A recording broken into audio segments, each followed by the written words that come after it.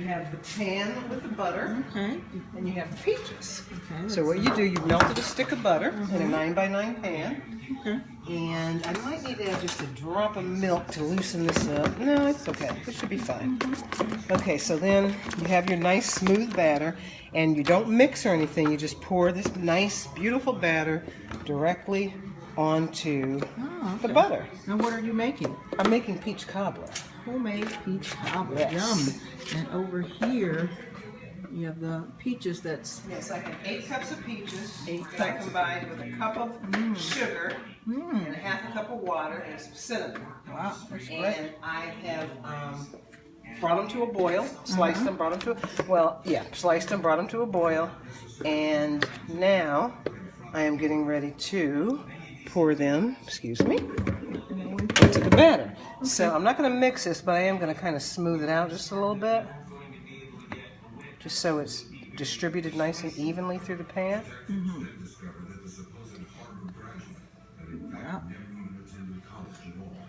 Okay, now what I'm going to do is just use the same stuff.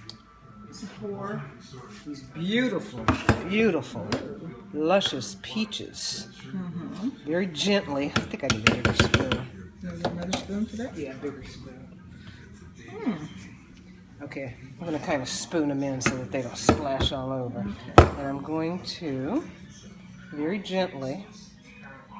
Now this is self-rising flour, and with self-rising flour what happens, you have to use self-rising flour because it will rise to the top and form a crust. If you don't use self-rising flour, you're going to have a big old mess. Exactly.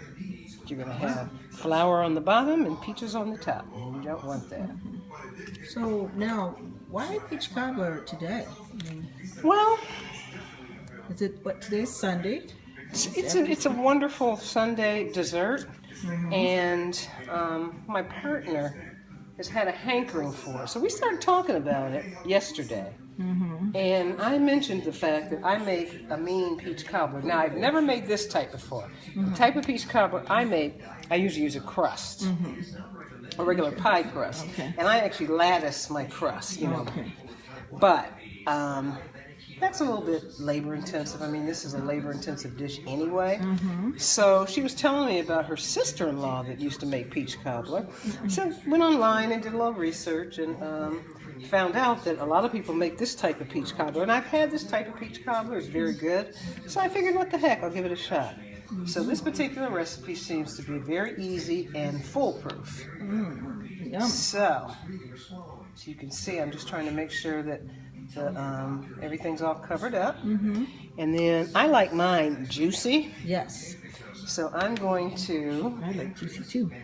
I'm going to very gently pour this juice in here. And that will give it lots of flavor. Now I put a little cinnamon into the peaches, but I think what I'm going to do is put just a little bit more on top, just to give it that extra little pop of flavor.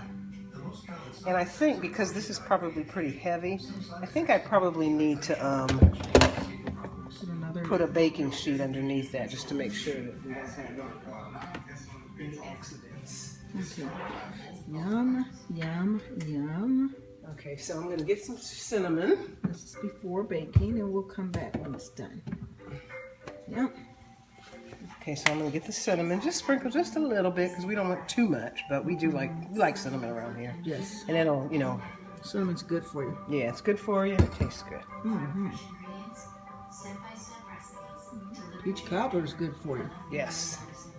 And I only use fresh peaches with peach cobbler.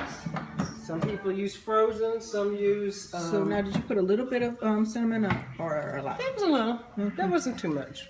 Okay. Okay, so now I'm going to you can go ahead and stop it. And you can see